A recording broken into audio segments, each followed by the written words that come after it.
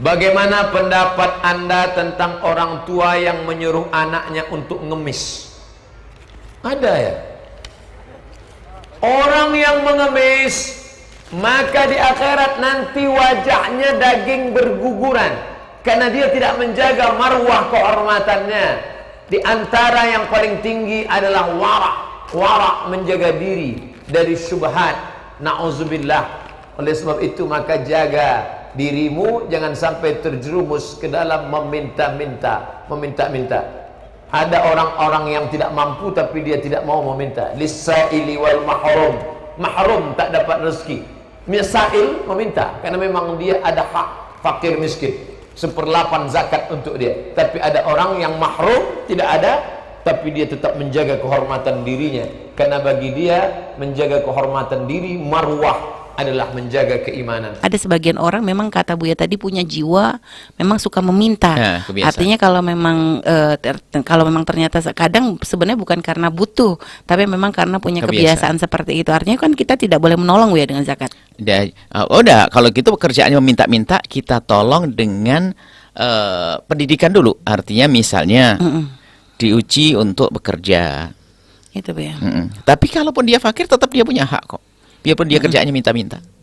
Ya, cuman ya itulah watak jeleknya itu dia. Biasanya bahkan kalau yang repot kan sudah kaya, bahkan kalau memang kerjaannya mengemis, minta, itu biarpun sudah kaya tetap meminta karena dianggap itu sebagai profesi. Jadi pekerjaan. Jadi kalau saya kerja di orang sebulan cuma dapat 2 juta, 1 juta, ternyata saya minta bisa 5 juta. Ini jadi dihitung begitu. Jadi dia sudah, makanya betul sudah hilang rasa malunya, sehingga di akhirat pun orang yang mampu lalu dia minta-minta, itu kelihatan mukanya itu nggak ada dagingnya. Jadi semua orang tahu dia peminta-minta. Dosa besar itu.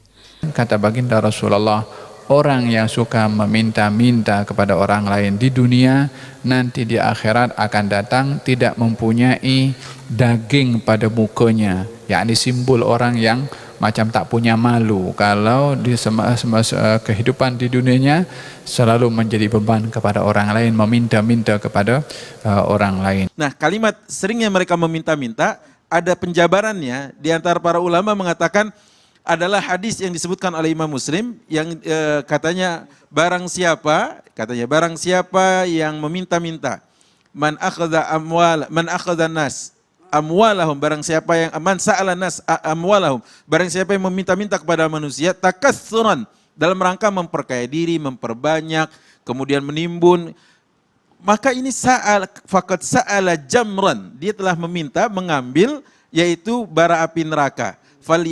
Falyastaqil aw yastakthir. Kata Rasulullah SAW, maka terserah dia mau meminta, memperbanyak, atau dia mau menyedikitkan. Nauzubillah min dzalik. Itu yang pertama. Yang kedua, bahwa di dalam riwayat yang lain disebutkan wa hatta yalqallah wa laysa ala wajhi muz'atul lahmin. Orang yang meminta-minta itu kalau dia enggak menghentikannya sampai bertemu Allah Subhanahu wa taala, nanti di akhirat tidak ada satupun daging yang menempel di wajahnya. Ngeri banget, ngeri banget. Siapa saja yang meminta ataupun memohon atau meminta-minta padahal dia itu cukup atau berkecukupan, maka kelak di akhirat akan didapatkan wajahnya itu seperti banyak cakar. Ya. Bahkan di dalam riwayat lain dengan mati yatalasha itu artinya kulitnya itu mengelupas. Sehingga yang dinampak itu hanya tengkoraknya saja. Jadi kalau nanti di akhirat nampak ada orang tanpa kulit wajah, mereka adalah yang tanpa memiliki rasa malu meminta dan meminta.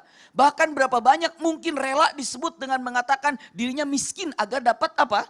Dapat bantuan. Na'udzubillah. Bagaimana Rasul sallallahu alaihi wasallam mengatakan, la tazalul mas'alatu bi ahadikum hatta yalqa Allah ta'ala wa laysa fi wajhihi muz'atu lahmin. Ada orang yang bekerja meminta-minta.